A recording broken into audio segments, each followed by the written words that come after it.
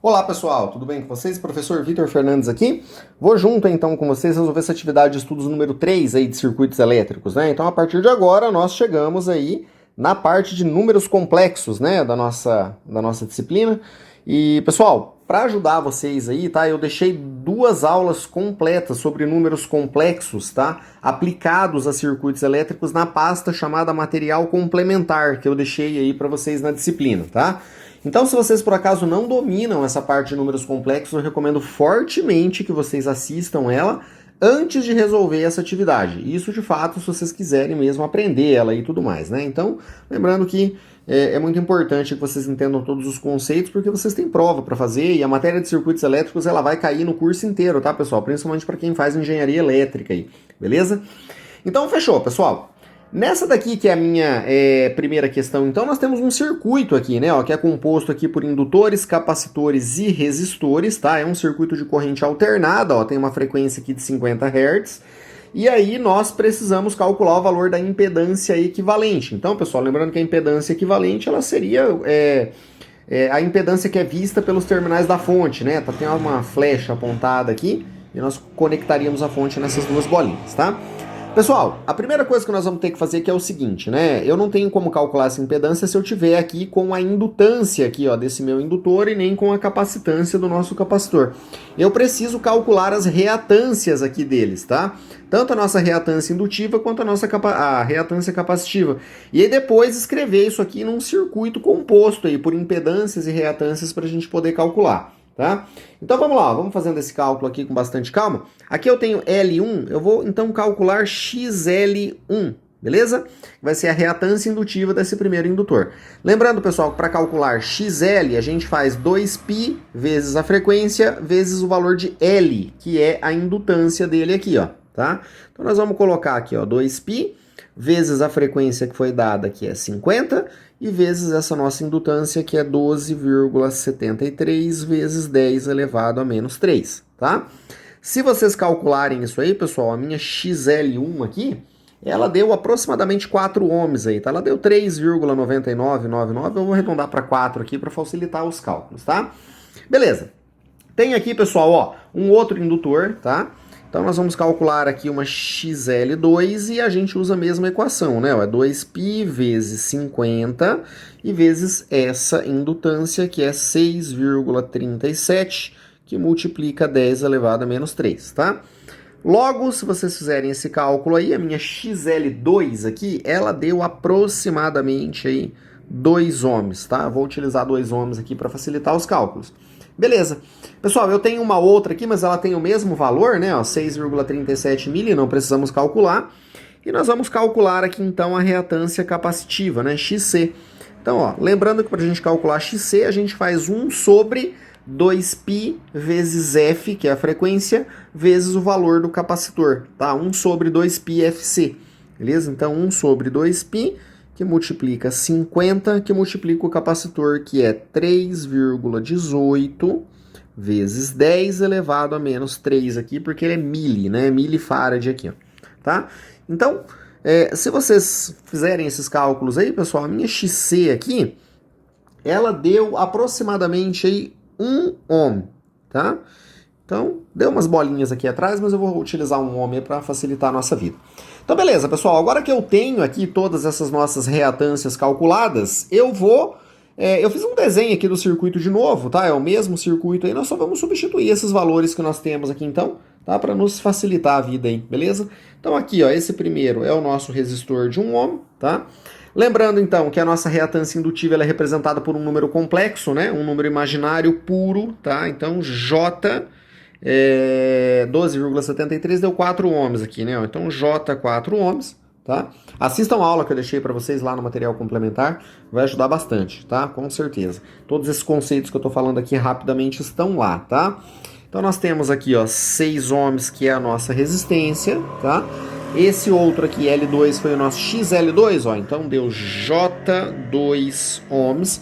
Lembrando que é J, né, porque o ângulo de fase aqui da nossa reatância indutiva é de 90 graus positivo, né? Então, 90 graus positivo me dá um J aqui com um sinal de mais, né? Um sinal positivo aqui.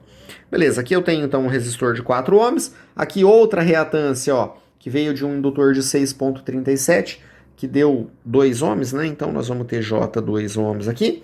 A reatância capacitiva, pessoal, deu menos J1 ohm.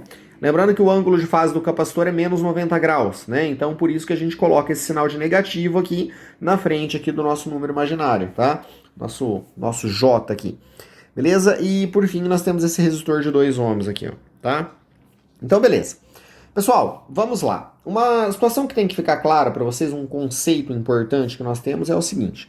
Se eu tiver somente um indutor, eu tenho aqui uma reatância, tá?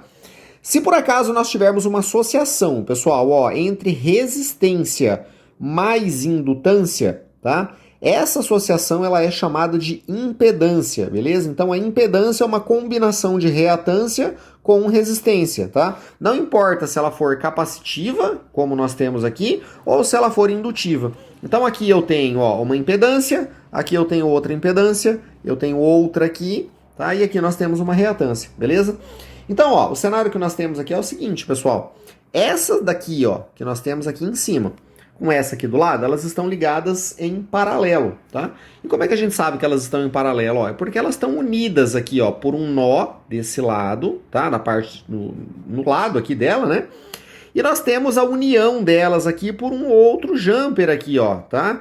Que, na verdade, isso aqui tem um comportamento de um nó único, né? Se eu unisse essas pontas aqui, tá? Então, ó, perceba, eu tenho um curto-circuito embaixo, um curto-circuito em cima. Então, com certeza, elas duas estão em paralelo, beleza?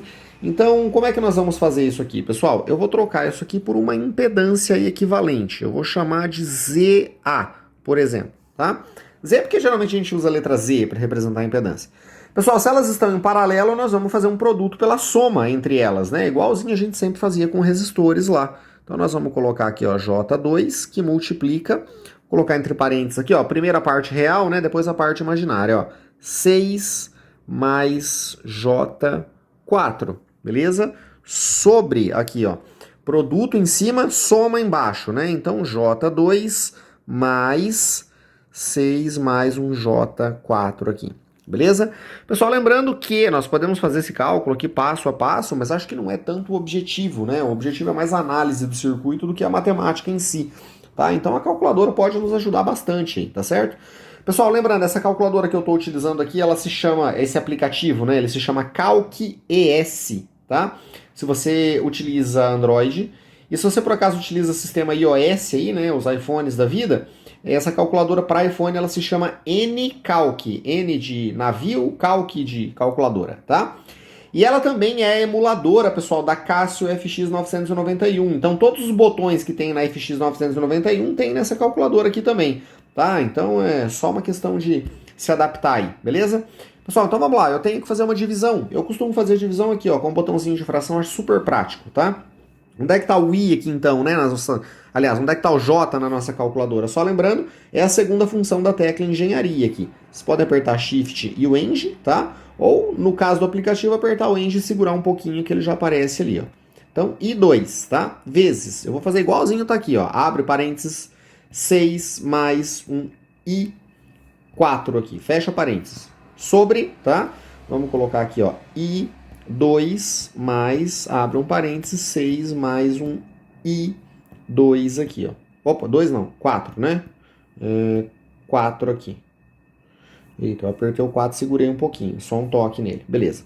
Fecha o parênteses. Pessoal, a hora que a gente apertar o igual, ela vai dar esse valor aqui de impedância pra gente. Lembrando que por padrão ela coloca aqui na forma retangular, tá? Eu vou deixar assim, pessoal. Na forma retangular eu converto lá pra forma polar no final do exercício, tá? 0,33, arredondado aqui, né? Mais 1,67, arredondando aqui na segunda casa decimal, J. Ohms aqui, ó, tá? Porque impedância, ela é um efeito de oposição à passagem de corrente, né? Então ela é medida em ohms. Pessoal, só um detalhe, tanto faz se eu colocar o J na frente do 167 ou depois, tá? Isso aqui é uma multiplicação, é um produto, né? Então tanto faz onde ele estiver. Eu digo porque às vezes eu coloco na frente, às vezes eu esqueço, coloco atrás, enfim. Beleza. Pessoal, então nós vamos fazer a mesma coisa agora para outra impedância. Eu quero que vocês percebam que tem um curto em cima delas aqui, ó. Tá? E eu tenho um curto na parte de baixo, então essas duas aqui também estão em paralelo, tudo bem? Então o equivalente entre elas eu vou chamar de ZB, tá? Então é o mesmo esquema, é produto pela soma. Então em cima, primeira parte real, ó, 2 menos J1, né? Ou 1J, tanto faz. Produto, ó, 4, né? 4 aqui, mais um J2, tá? Dividido pela soma, 2 menos J1 mais 4 mais um J2 aqui, ó, tá certo? Então, vocês peguem a calculadora, façam do mesmo jeito, tá? Que a gente fez ali no primeiro, e a nossa ZB, essa nossa impedância aqui, deu 1,62 aqui menos 0,27 J ohms aqui, tá certo, pessoal? Então, gente, ó, eu já deixei um spoilerzinho de como é que vai ficar o circuito aqui. Eu fiz um cortezinho no vídeo para dar uma agilizada, tá? Mas a ideia central aqui é a seguinte, né? Como nós fizemos duas em paralelo, no lugar delas duas vai ficar uma impedância que nós chamamos aqui de ZA, tá? Ó. No lugar dessas duas aqui de baixo, né, que nós fizemos elas em paralelo, ficou uma impedância aqui que nós chamamos ela de ZB. E aí, no fim das contas, nós ficamos aqui com 3 componentes aqui ligados em série, né? 2 impedâncias e uma resistência, tá? Pessoal, como eles estão ligados em série, né? O que nós vamos fazer vai ser simplesmente somar todo mundo aqui, tá? Então, eu só coloquei aqui, já deixei escrito para dar uma agilizada aí, ó. Então, o nosso resistor de 1 ohm aparece aqui, tá? Então, a nossa impedância ZA, tá? Ela já está aqui nesse ponto. E aqui eu coloquei o valor da nossa impedância ZB, tá? Então, pessoal, ó, a gente vai somar parte real com parte real, não é isso? Ó, então, 1 mais 0,33 mais 1,62, no meu caso aqui deu 2,95. E somamos parte imaginária com parte imaginária. J 1,67 menos aqui J 0,27, deu J 1,4, tá? Então, eu só vim aqui depois e transformei ele para a nossa forma polar, tá? Para ele ficar aqui transformado, né? Enfim, isso não é obrigatório, tá? A resposta final ela tá desse jeito, mas se quiserem colocar na forma polar, é uma forma que eu sempre cobro dos meus alunos, pelo menos, né? Deixar o resultado na forma polar. É só a gente vir aqui na calculadora então e colocar 2,95, né? Mais aqui 1,4, ó, 1,4. A gente vem aqui, aperta o igual, é uma das maneiras de fazer, né? E nessa calculadora aqui, quando vocês vêm aqui, aperta o Shift e o número 2 aqui, ó, o complexo, ela abre um menu de opções aqui para vocês, tá? Se vocês selecionarem aqui, ó, R com ângulo de fase, ela pergunta se você quer transformar. E aí você aperta igual aqui. Ela vem e transforma, tá? Ó. Vou aproveitar aqui um embalo, pessoal, e mostrar para vocês outras maneiras que a gente tem de transformar aí, tá? Toda calculadora científica que se preza, ela tem esse botão escrito POL aqui, ó, em cima do botão de mais, tá certo? E esse POL é um POL de polar, tá? Então a gente usa essa tecla aqui também para poder fazer a transformação. Ó. Qualquer calculadora científica tem ela, tá? Então a gente aperta o Shift e o POL aqui, ó. A primeira coordenada é o valor de x, é só a gente vir aqui e colocar 2,95, tá? A segunda coordenada, o valor de y, né? A parte imaginária, tá? Então a gente coloca aqui 1,4. Quando a gente aperta o igual, ó, percebam que ela já dá automaticamente o mesmo resultado que eu tinha ali em cima. Tudo bem, gente? Então, são duas formas aí que a gente tem de fazer, tá? Fica aí resolvida então essa questão número 1. Qualquer dúvida, qualquer situação, é só vocês me chamarem, tá certo? Um abraço aí para vocês e vamos avançando.